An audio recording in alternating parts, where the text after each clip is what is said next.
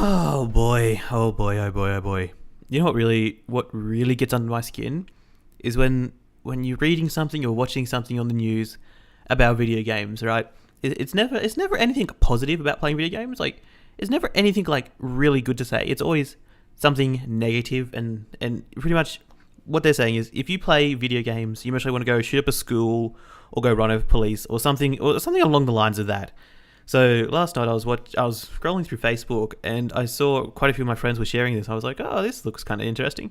It's GTA 4 and 5 where someone went through and changed the skins and textures and made a few models of the New South Wales Police. If you don't know what New South Wales is, it's one of the states in Australia. It's right here. And pretty much they changed the textures and stuff so you can play as the police and you can go arrest people and stuff. It actually looks kind of fun, not gonna lie. If I had GTA installed, I would try it out, but I don't, and it will take over a day to install. But I was watching it and I just kind of pissed myself laughing at this because it's so fucking ridiculous. Let's just jump into the video. These are New South Wales police officers. All right, I'm just gonna stop it there. Those are not New South Wales police officers. They are characters in a video game. Okay, there is a difference between a video game and real life. Okay, I think pretty much everyone knows the difference between real life and video games. You know, you don't go and shoot people in real life unless you're crazy and have some sort of weird thing. Yeah, that's not the real police. They're in video game. Okay, okay. Let's continue. As you've never seen them. No, don't hit the partner. Crashing cars, shooting suspects, and getting run over. What happens next? Far too disturbing to show. Did you hear that? It's too disturbing to show. The police shooting people because it's violent. Oh no. So, yeah, apparently the police are crashing cars, shooting suspects, and mostly doing hardcore drugs at the same time. I actually haven't seen the police crash any of their cars, and I haven't actually seen them shoot any suspects, actually. Most because I live in a country town, maybe the police around here are pretty chilled, But I just don't understand why the news hates on video games. Like, there's a ton of awesome things about video games, but they decide to go after these like little things and just blow them out of proportion ridiculously. Then you get all the people that don't actually really play games or don't really understand them, like get on the bandwagon and it's like, oh yeah, let's outlaw games because they're bad, okay? But I just don't understand why. Like, okay, sure, you don't play video games, but I do, and I enjoy it. It's something I do in my spare time. I really enjoy it. You don't, but you might play golf or something, but you don't hear people come up with bullshit rumors and making things about, oh, if you play golf, you're gonna go shoot people and run people over. Because But yeah, I hate how the news blows video games out of proportion ridiculously. The game that I've seen where they've arrested somebody and then shoot them, that doesn't happen. That is perverse. Troy, mate. Listen here, buddy. We know that the police don't get suspects and shoot them, okay? I think everyone knows that. At least in Australia, the police don't shoot their suspects, unless, the suspects have a gun or something. But, yeah, Troy, buddy, we understand that police don't shoot people, okay? Unless, they have to. Okay, buddy? We got that? Okay. Grand Theft Auto is notorious for being violent, sexual, and gory. Okay. Unless you've been living under a rock for the past, 20 years, I think we all know GTA games are violent. They're aimed of a more mature age range. So, GTA 5, I know, is R18 in Australia. So you have to be 18 or older to actually buy it legally.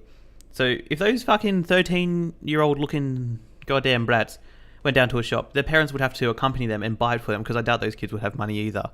So the parents would have to buy it. And even the parents would see that it's an R18 plus game. It has high impact violence and drug use.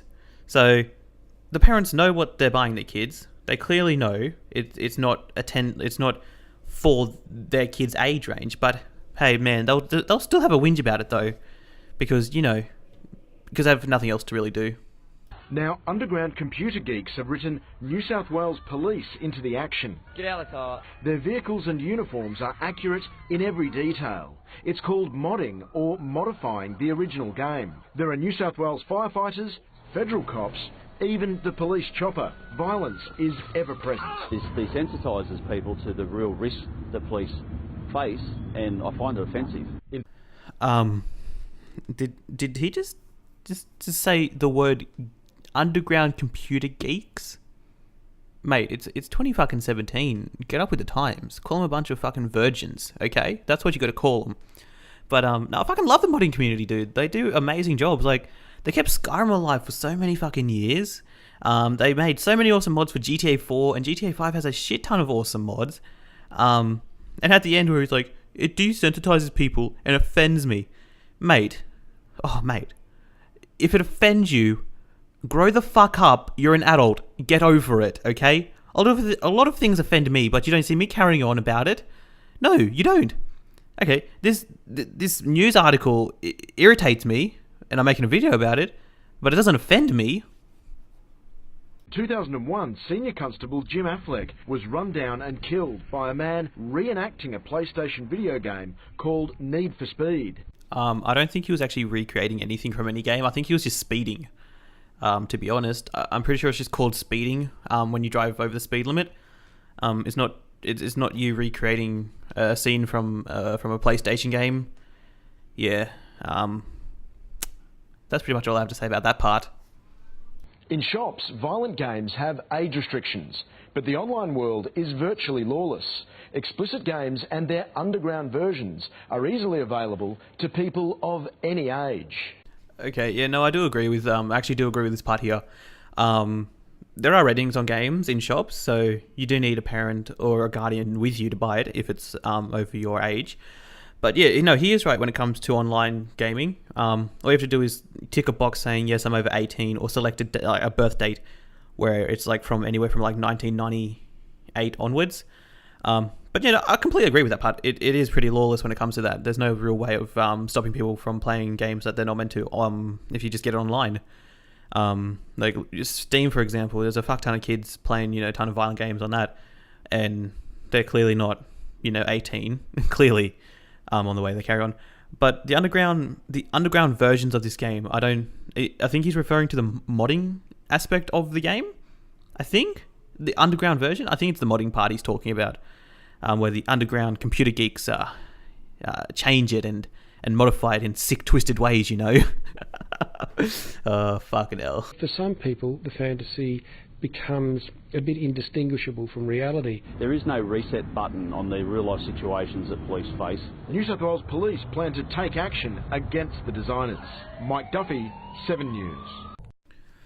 I think I can speak for pretty much everyone that plays video games. Yeah, we know the difference between what a video game is and what real life is.